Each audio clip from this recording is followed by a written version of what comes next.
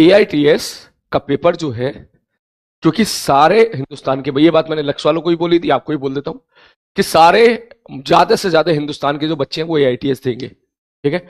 तो जाहिर सी बात है पेपर आसान नहीं आएगा, लॉजिकल बात है। अगर पेपर आसान दे दिया तो फिर पता नहीं लगा पाएंगे कौन अच्छा बच्चा कौन खराब बच्चा, ठीक है। डर लग रहा है, डर लगना चाहिए, डर लग रहा है, डर लगना चाहिए, ठीक है।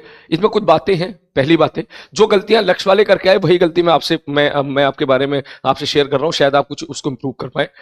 पहली चीज तो, क्योंकि आप लोग 10-10 20-20 दिनों के बाद पेपर देते हो, तो ये बहुत हाई चांस है कि पेपर जो है आपसे कहीं ना कहीं गलतियां होंगी। ये अपन अभी मिनिमाइज नहीं कर सकते, ये अपन मिनिमाइज कर पाएंगे दिसंबर में, जब मैं तुझे हर अल्टरनेट डे एक मॉक टेस्ट दिलवाया करूंगा। मजबूर किया करूंगा, मैंने कहा चल इस बार जेई 2024 का जनवरी का 5वें शिफ्ट का पेपर करो, ठीक। तो जब आपकी खूब सारी प्रैक्टिस अल्टरनेट डे तब होगी दिसंबर जनवरी में, तब आपको टेस्ट में परफॉर्म कैसे करना है, कैसे अपनी गलतियां को सुधारनी है, कैसे मिनिमाइज करनी है, आप तब सीखोगे। क्योंकि अभी आप क्या करते हो, अभी एक पेपर अभी देते हो, फिर 20 दिन के बाद देते हो, तो आप भूल जाते हो कि पुराना पेपर कब दिया था, उसमें क्या क्या गलतियां की थी। तो जब भूल जाता है बच्चा तो फिर वो गलती होना स्वाभाविक है। तो अभी आपके साथ ये गलतियां होंगी, तो पहली बात डिमोटिवेट तो बिल्कुल नहीं होना है, पहली बात होगी। दूसरी बात, एआईटीएस का पेपर है, पेपर डेफिनेटली टफ आना ही आना है, आना भी चाहिए, क्योंकि जब बहुत सारे बच्चे बैठे होते हैं तो पेपर आसान बनाया नहीं जा सकता। अगर तब आसान बना दिया तो सबके मार्क्स आ जाते हैं, फिर पता नहीं चलता है। आ रही बात समझ में? ये दूसरी बात होगी। तीसरी बात, पेपर टफ है या नहीं है वो तुझे विद इन 2 से 3 मिनट के अंदर दिख जाएगा।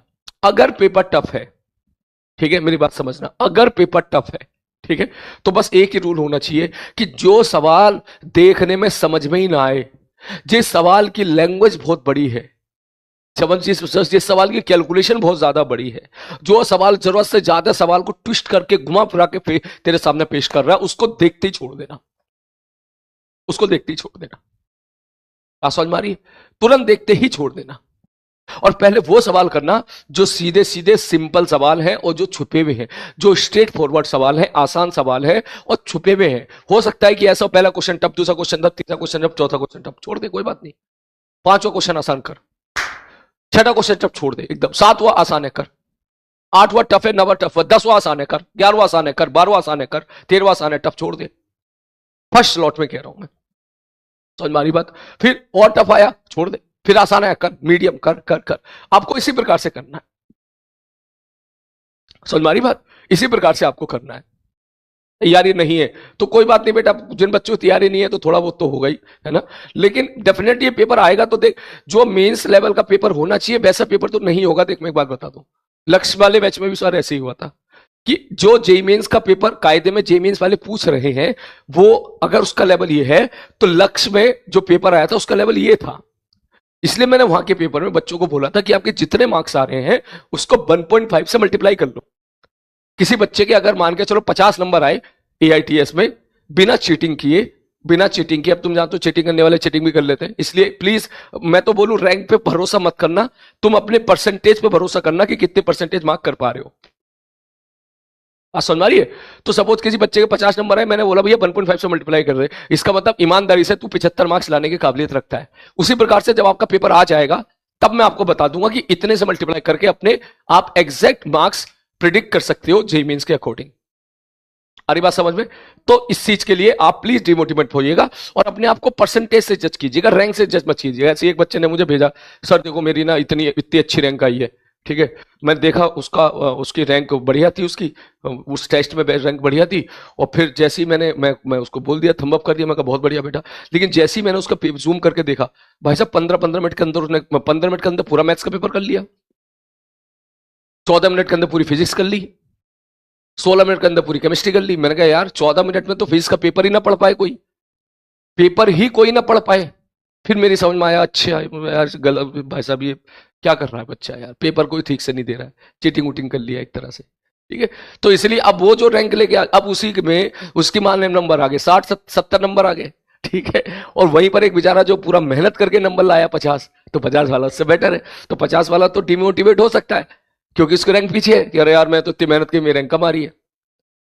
तो इसलिए मैं आपसे बोलूंगा कि डोंट जज योरसेल्फ। अब अपने आप को रैंक से जज मत कीजिएगा। मैं आपको पेपर के बाद बता दूंगा कि मैंने कहा देख इतने मार्क्स आने पर तेरी इतनी रैंक जा सकती है, वो मैं पेपर देख के बता दूंगा। ठीक है, जैसे जैसे आईटीएस का पेपर होगा ना, मैं नेक्स्ट आपको बता दूंगा कि इतने मार्क्स अगर आपके फिजिक्स में आ रहे हैं, इसका मतलब you are in safe range, इतने मार्क्स पे आप इतनी इस रेंज की रैंक पर एग्जिस्ट करते हो, वो मैं आपको बता दूंगा। ठीक है, तो आप लोग अपने जो है अपनी ईमानदारी से ही पेपर दीजिएगा। ठीक है भाई साहब, और अगर पेपर टफ आए, जितना आए उतना ही करके आना, बिलीव मी। हमने तो अपने पुराने इंस्टीट्यूट में यहां तक देखा है कि कभी कभी पेपर इतने टफ बना दिए जाते थे कि जिस बच्चे का 1 नंबर आता था, सपोज पूरे फेज में 5,000 बच्चे हैं, एक बार तो ऐसा हुआ था 5,000 बच्चे हैं, एक बच्चे का 1 नंबर आया था और उसकी 1200 रैंक थी। ये ऐसा भी हुआ था, ठीक है, कि एक बार तो ऐसा हुआ था कि भाई साहब कि एक जिस बच्चे के 0 मार्क्स थे ना, 0, उसके 800 रैंक थी। ठीक है, जो पुराने इंस्टीट्यूट में हम जो पढ़ाया करते थे, ठीक है, कि उस पेज में 12th का पेज है भाई साहब, उसमें कम से कम 5 से 6,000 बच्चे होते हैं। ठीक है, तो समझ जा मैं कहाँ के बारे में बात कर रहा हूँ। ठीक है, 0 नंबर जिस बच्चे के थे ना फिजिक्स में, उसकी 800 रैंक थी। अब तू सोच, ठीक, मतलब जो बच्चा फिजिक्स का पेपर छोड़ के आ गया उसकी 800 रैंक है। ठीक है, इसका मतलब वो ऑलमोस्ट सिलेक्शन के पास है ना, क्योंकि तकरीबन 3,000 सिलेक्शन तो हो ही जाते थे सब जोड़ जाड़ के, 3,000 2,000 सिलेक्शन है ना। तो अब तो कुछ समझ, जिस बच्चे के 0 मार्क्स है उसकी 800 रैंक आई थी, तो बच्चे कह रहे हैं यार इससे अच्छा था पढ़ो ही मत, कम से कम 800 तो आई जाएगी, क्योंकि पेपर ही ऐसा टफ बना दिया था। तो उसके इसमें जिन बच्चे ने सब किसी से 2 सवाल हुए, ठीक है, उन्होंने 2 ही सवाल किए, 8 नंबर आ गए, तो भैया उसकी आराम से जो है कम से कम 450 रैंक आ गई। किसी बच्चे ने 4 सवाल किए, 16 नंबर आ गए, तो भैया उसकी 250 रैंक आ गई। ठीक है ना, ऐसा भी देखा है हम लोगों ने, तो है ना। हाँ तो ये हो सकता है कि जैसे वेरिएशन के साथ आप तैयार रहिएगा कि पेपर ही टफ आ गया, क्या कर सकते हैं, है ना, ये चीज है। ठीक है, हाईएस्ट मार्क्स तो यार जो बच्चे 9th-10th क्लास से पढ़ रहे होते हैं ना, 8 से 7 6 7 से तैयारी कर रहे होते हैं ना आज जेई की, वो हाईएस्ट थोड़ा सा अच्छा स्कोर कर जाते थे।